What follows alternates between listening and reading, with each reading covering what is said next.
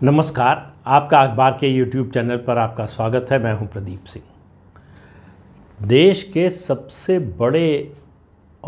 बड़े जनाधार वाले मराठा नेता हैं शरद पवार, लेकिन आजकल उनकी जो राजनीतिक चिंता का विषय है, उनके मंत्री जेल में हैं, ईडी की जांच चल रही है और भी लोग फंसने वाले, उसको छोड़ दीजिए उस पक्ष को। उनकी जो राजनीतिक चिंता का विषय है वो है उनका मराठा जनाधार खिसक रहा है। उसकी वजह से उनको सबसे ज़्यादा चिंता है। अब चुनाव जैसे जैसे नज़दीक आ रहे हैं, क्योंकि स्थानीय निकाय के चुनाव होने वाले हैं अगले 1-1.5 महीने में, तो उसकी चिंता है। उसके बाद फिर लोकसभा चुनाव, फिर विधानसभा चुनाव। तो मराठा जनाधार एक बार अगर उनका खिसक गया तो उसके बाद शरद पवार की राजनीतिक हैसियत क्या होगी, इसका आप अंदाज़ा लगा सकते हैं। यही वजह है कि शरद पवार बिना मांगे किसी को समर्थन दे, ये तो कल्पना से बाहर की बात है। लेकिन बिना मांगे संभाजी राजे छत्रपति को उन्होंने राज्यसभा चुनाव में समर्थन देने की घोषणा की है। अब आप थोड़ा संभाजी राजे छत्रपति के बारे में जान लीजिए। ये छत्रपति शिवाजी के डायरेक्ट डिसेंडेंट हैं, 13th डायरेक्ट डिसेंडेंट। उसके अलावा कोल्हापुर रॉयल फैमिली, जो छत्रपति शाहू परिवार है, उसके ग्रेट ग्रैंडसन है। तो इसलिए इलाके में उनका प्रभाव है, असर है, नाम है। चूँकि शिवाजी के परिवार से जुड़े हुए हैं, इसका भी प्रभाव है। लेकिन राजनीति में ये सब चीज़ें बहुत ज़्यादा एक स्टेज के बाद मैटर करती नहीं। यही सोचकर 2009 में शरद पवार ने उनको एनसीपी से लोकसभा का चुनाव लड़ाया था, जो वो हार गए। और उसके बाद 2011 से 2019 के बीच में, 2011 से 2019 के बीच में जो मराठा आरक्षण आंदोलन चला, उसमें इन्होंने बढ़ चढ़कर हिस्सा लिया संभाजी राजे छत्रपति ने। और उस आरक्षण आंदोलन के कारण उनका नाम राजनीतिक, उनकी हैसियत राजनीतिक, उनका जनाधार बना। उसकी वजह से उनकी भागीदारी को देखते हुए, उनके समर्थन को देखते हुए 2016 में बीजेपी ने राष्ट्रपति के कोटे से, जो राष्ट्रपति की ओर से जो नॉमिनेट किए जाते हैं, 12 सदस्य कुल राज्यसभा में नॉमिनेट किए जाते हैं, उनमें से एक ये भी थे, उनको 2016 में नॉमिनेट किया। फिर वो ये ऑप्शन होता है जो राज्यसभा के नॉमिनेटेड सदस्य हैं कि 6 महीने के अंदर वो चाहें तो किसी पार्टी से अपने को एसोसिएट कर सकते हैं। उन्होंने बीजेपी से एसोसिएट कर लिया। बस इसके बाद से बीजेपी से उनका कोई नाता एक तरह का रह नहीं गया। कामकाजी नाते की बात कर रहा हूँ। न तो उन्होंने पार्टी के किसी कार्यक्रम में शामिल हुए, न ही उसके बाद जो चुनाव हुए उसमें कहीं प्रचार के लिए गए। और आखिरी जो मामला हुआ वो कोल्हापुर नॉर्थ की जो सीट थी, विधानसभा सीट, उसका बाई इलेक्शन अभी हाल ही में हुआ। उसमें भी पार्टी के कहने पर भी वो चुनाव प्रचार के लिए पार्टी के उम्मीदवार की ओर से नहीं गए। अब ये मान लिया गया कि अब उन्होंने बीजेपी से नाता तोड़ लिया है। उस तरह से कोई औपचारिक नाता पहले भी नहीं था। तो अब उन्होंने घोषणा की है अभी इसी 13th मई को, इसी महीने की, और कहा है कि वो राज्यसभा का चुनाव इंडिपेंडेंट के तौर पर लड़ेंगे। और उनकी नज़र है एमवीए के, महाराष्ट्र विकास आघाड़ी की जो सरकार है, उसके पास 27 सरप्लस वोट है। अगले महीने राज्यसभा की 57 सीटों के लिए चुनाव होने वाले हैं। उनमें से 6 सीटें महाराष्ट्र की हैं। तो जो विधानसभा का गणित है उसके हिसाब से बीजेपी को 2 सीटें मिलना पक्का है। 1 सीट कांग्रेस को, 1 एनसीपी को और 1 शिवसेना को। तो 5 सीटें हो जाती हैं। उसके पास सरप्लस वोट जो बचते हैं, उनमें किसी भी गठबंधन या पार्टी के पास इतने वोट नहीं है कि अकेले अपना उम्मीदवार जिता सके। तो एमवीए के पास 27 सरप्लस वोट हैं और बीजेपी के पास यानी एनडीए के पास 22 सरप्लस वोट है। अब इन 27 और 22 वोटों का जो है 49 वोट होते हैं और एक सदस्य को राज्यसभा चुनाव जीतने के लिए 42 वोटों की ज़रूरत होती है। तो उनको लगता है कि ये इसके आधार पर वो जीत सकते हैं। लेकिन सवाल ये है कि उसके लिए दोनों से समर्थन मांगना पड़ेगा। शरद पवार ने ये मौका देखा और मौका देखते ही उन्होंने तत्काल जो है उनको समर्थन देने की घोषणा कर दी। उन्होंने न तो एमवीए में किसी से बात की, न अपनी पार्टी के तो सर्वे सर्वा है, किसी से बात करने की ज़रूरत नहीं थी। न शिवसेना से बात की, न कांग्रेस से बात की। शिवसेना और कांग्रेस ने उनकी इस घोषणा पर कोई रिएक्शन नहीं दिया, कुछ बोलने से एक तरह से बचने की कोशिश की है। वो शिवसेना और कांग्रेस अपने पत्ते नहीं खोलना चाहती है। उनको ये पता नहीं है कि संभाजी राजे छत्रपति किस ओर जाएंगे, क्योंकि उन्होंने स्वराज्य नाम से एक संस्था जो है, एक मंच भी अभी लॉन्च किया है, और ये माना जा रहा है कि आगे चलकर उनका इरादा है कि वो एक रीजनल पार्टी बनाएंगे, अपनी पार्टी बनाएंगे। जो मराठा आरक्षण आंदोलन के दौरान उनको जो लोकप्रियता मिली, समर्थन मिला, उससे उनको लगता है कि उनकी पार्टी बन सकती है और चल सकती है। और उन्होंने ये भी कहा कि वो लोकसभा चुनाव भी लड़ने को तैयार हैं। हालांकि लोकसभा चुनाव में अभी समय है, 2024 में होंगे, तो अभी सामने राज्यसभा का चुनाव है, वो फिर से संसद में पहुंचना चाहते हैं। बीजेपी उनको लेकर बहुत उत्साहित नहीं है, क्योंकि पिछले 6 साल का जो अनुभव है उसमें बीजेपी को कुछ हासिल नहीं हुआ। उस समय जब बीजेपी ने भेजा था राज्यसभा में, तब उस समय बीजेपी की सरकार थी महाराष्ट्र में, देवेंद्र फडणवीस मुख्यमंत्री थे। उन पर एक वर्ग द्वारा, ख़ास तौर से मराठा समुदाय की ओर से लगातार हमला होता रहता था। वो पार्टी के अंदर से भी होता था और पार्टी के बाहर से तो होता ही था। वो चूँकि ब्राह्मण समाज से आते हैं कि महाराष्ट्र में कोई गैर मराठा मुख्यमंत्री है, इस बात को लेकर जो है उन पर हमला होता रहता। तो इसको एक तरह से संतुलन साधने के लिए इनको राज्यसभा में भेजा गया था, लेकिन राजनीतिक रूप से वो बीजेपी के किसी तरह काम नहीं आए। अब महाराष्ट्र में मैंने जो शुरू में बात कही कि जनाधार खिसक रहा है मराठा समाज में शरद पवार का, उसका कारण ये है कि जो ये आंदोलन चला मराठों के आरक्षण को लेकर, वो आंदोलन चला, उसके बाद देवेंद्र फडणवीस की सरकार ने मराठों को आरक्षण देने का विधेयक विधानसभा से पास कर दिया।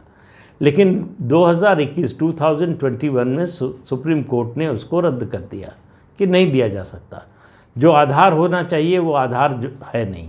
लेकिन इस पूरे आंदोलन के दौरान शरद पवार की भूमिका को लेकर मराठा समाज नाराज़ है। उनका मानना है कि जितनी मदद करनी चाहिए थी या जितनी मदद वो कर सकते थे उन्होंने नहीं किया। ये एहसास शरद पवार को है। उनको पता है कि मराठा समुदाय में उनका अब पहले जैसा असर नहीं रहा है, ख़ास तौर से 2019 के लोकसभा चुनाव के बाद से। उन्होंने ये जो शिवसेना और कांग्रेस के साथ मिलकर सरकार बनाई, उससे भी उस वर्ग में बहुत खुशी का माहौल, या कहें उसको बहुत वेलकम नहीं किया गया है। तो शरद पवार को मालूम है कि अगला चुनाव उनके लिए बहुत कठिन होने वाला है। ये जो गठबंधन बना है ये चलेगा नहीं चलेगा, चलेगा भी तो इसमें सीटों का तालमेल हो पाएगा, इसकी उम्मीद बहुत ही कम है। क्योंकि कांग्रेस पार्टी पहले से ही, उसके प्रदेश अध्यक्ष नाना पटोले तो सार्वजनिक रूप से घोषणा कर चुके हैं कि कांग्रेस पार्टी अकेले चुनाव लड़ेगी। तो गठबंधन होने की उम्मीद जो है वो दिखाई नहीं दे रही, कम से कम आज की तारीख में। तो इसको देखते हुए शरद पवार ने ये मराठा कार्ड खेलने की कोशिश की है। लेकिन संभाजी राजे का जो स्वभाव है, जो व्यवहार है, उसमें लगता नहीं कि वो उनके ज़्यादा काम आ पाएंगे। तो संभाजी राजे को लेकर अगर शिवसेना और कांग्रेस तैयार नहीं होती है, जिसकी संभावना से इनकार नहीं किया जा सकता, और इन्हीं के तैयार होने की बात नहीं है, बीजेपी के लिए भी तैयार होना ज़रूरी है। अब बीजेपी के सामने मुश्किल ये है कि विरोध करके संभाजी राजे छत्रपति का, क्या वो ये मैसेज मराठा समुदाय में देना चाहती है कि उनके एक सदस्य को जो है राज्यसभा जाने से रोका। लेकिन बीजेपी के पक्ष में बात यह है कि उनको पहली बार राज्यसभा में भेजा तो बीजेपी ने ही, उन्होंने अपनी ओर से बीजेपी से नाता तोड़ा है, बीजेपी ने नहीं तोड़ा है। वो सवाल ये है कि वो किस पार्टी की ओर से रहना चाहते हैं। अगर एमवीए की ओर जाते हैं तो उनको एनडीए की जो वोट हैं उनसे जो है हाथ धोना पड़ेगा। एनडीए के साथ आते हैं तो एमवीए का जो है वोट, उससे हाथ धोना पड़ेगा। तो ये जो दो नावों की सवारी वो कर रहे हैं, और उसमें जो झपट्टा मारा है शरद पवार ने, तो शरद पवार के पैर महाराष्ट्र में ज़मीन से उखड़ रहे हैं। ये इस बात का प्रमाण है, वरना शरद पवार जैसा नेता इस बात का इंतज़ार करता है कि कोई समर्थन मांगने के लिए आए। वो अपनी हैसियत ऐसी मानते हैं कि जब उनको मनाया जाएगा, उनसे विनती की जाएगी, प्रार्थना की जाएगी कि समर्थन दे, खास तौर से इस तरह के जो इनडायरेक्ट चुनाव हैं उनके लिए। तब वो समर्थन देंगे या नहीं देंगे वो इस बात का फैसला करेंगे। लेकिन शरद पवार ने संभाजी राजे के मांगे बिना समर्थन की घोषणा की है, अपने सहयोगी दलों से बातचीत किए बिना घोषणा की है। इस तरह के कई संकेत हैं। अब देखिए, सोमवार की एक घटना, पुणे में केंद्रीय मंत्री स्मृति ईरानी का एक कार्यक्रम था। केंद्रीय गृह मंत्री अमित शाह पर एक किताब लिखी गई है, शिवानंद द्विवेदी ने लिखी है, उसका मराठी अनुवाद जो है वो छपा है। उसके विमोचन का कार्यक्रम था। उसमें एनसीपी के लोगों ने जाकर दंगा करने की कोशिश की, उसको डिस्टर्ब करने की कोशिश की। वहाँ जो है झड़प हुई बीजेपी के कार्यकर्ताओं से, और आरोप ये एनसीपी के कार्यकर्ताओं ने लगाया कि एक महिला कार्यकर्ता के साथ अभद्रता की या हाथ उठाया बीजेपी के कार्यकर्ताओं ने, जिसका बीजेपी पूरी तरह से खंडन करती है। लेकिन पुलिस ने 3 बीजेपी के वर्कर्स के खिलाफ, कार्यकर्ताओं के खिलाफ केस दर्ज कर लिया है। अब इस पर बयान किसने दिया? इस पर बयान दिया शरद पवार की बेटी और सांसद सुप्रिया सुले ने। कहा जो महिला को हाथ लगाएगा उसका हाथ तोड़ के उसके हाथ में दे देंगे। अब इस तरह की भाषा सुप्रिया सुले को बोलते हुए आपने कभी नहीं सुना होगा। ये फ्रस्ट्रेशन का प्रतीक है। इस पर प्रतिक्रिया देते हुए देवेंद्र फडणवीस ने कहा कि अच्छा होता कि दूसरे मामलों में भी ऐसा ही बोलती। जब नवनीत राणा के साथ जो हो रहा था तब वो चुप रही, बीजेपी की महिला कार्यकर्ताओं पर एक्शन हुआ तो वो चुप रही। तो चिंता उनकी सिर्फ एनसीपी के कार्यकर्ताओं की है या पूरे महिला समाज की है? एनसीपी में इस समय जितनी ज़्यादा चिंता है, जो 4 मुख्य पार्टियां हैं महाराष्ट्र की, बीजेपी, शिवसेना, कांग्रेस और एनसीपी, उनमें सबसे ज़्यादा चिंता एनसीपी में है। क्योंकि एनसीपी के दुर्दिन जो है वो कम होने की बजाय बढ़ते जा रहे हैं। नवाब मलिक जेल से अभी निकलने के उनके कोई आसार नहीं है। अनिल देशमुख के जेल से निकलने के कोई आसार नहीं है। जेल में रखकर मंत्री बनाए हुए हैं नवाब मलिक को शरद पवार, क्योंकि जानते हैं कि नवाब मलिक को मंत्री पद से हटाने का मतलब क्या होगा। लेकिन और कई लोगों का जेल जाने का नंबर आने वाला है। ये बात मैं बार बार कह रहा हूँ, इसलिए कह रहा हूँ, किसी जानकारी के आधार पर कह रहा हूँ कि ऐसा होने वाला है। लेकिन मुझे समय नहीं पता है कि वो कब होगा और कैसे होगा, लेकिन होगा इसका लगभग मुझे पूरा यकीन है। इसलिए शरद पवार की मुश्किल महाराष्ट्र में आने वाले दिनों में बढ़ने वाली है, और उसका लिटमस टेस्ट, उसकी परीक्षा ये स्थानीय निकाय के चुनाव में हो जाएगी। इस गठबंधन की कितनी ताकत है, इस गठबंधन में कितना एका है, और इस गठबंधन का कैसा जनाधार है, इन सब का परीक्षण स्थानीय निकाय के चुनाव में हो जाएगा, जो अगले 1-1.5 महीने में होने वाला है। आज से किसी भी दिन जो है इसकी चुनाव की अधिसूचना जारी हो सकती है, जो सुप्रीम कोर्ट ने निर्देश दिया था अपने फैसले में कि 2 हफ्ते के अंदर चुनाव की घोषणा करे राज्य सरकार। तो राज्य सरकार चुनाव से तो बच नहीं सकती है, और शरद पवार को मालूम है कि इस चुनाव में अगर एमवीए की स्थिति खराब हुई तो ये सरकार भरभरा कर गिर भी सकती है। तो इसलिए उनकी परेशानी जो है वो केवल ईडी और दूसरी जो केंद्रीय जांच एजेंसियां हैं उन्हीं से नहीं है, राजनीतिक रूप से है। जो उनकी ज़मीन है वो भी खिसक रही है, और समस्या परिवार की भी है। परिवार में राजनीतिक विरासत को भी लेकर है, और वो कोई नई नहीं है। सुप्रिया सुले या अजीत पवार, ये सवाल अब भी बना हुआ है। इस सवाल का हल अभी तक नहीं निकला है।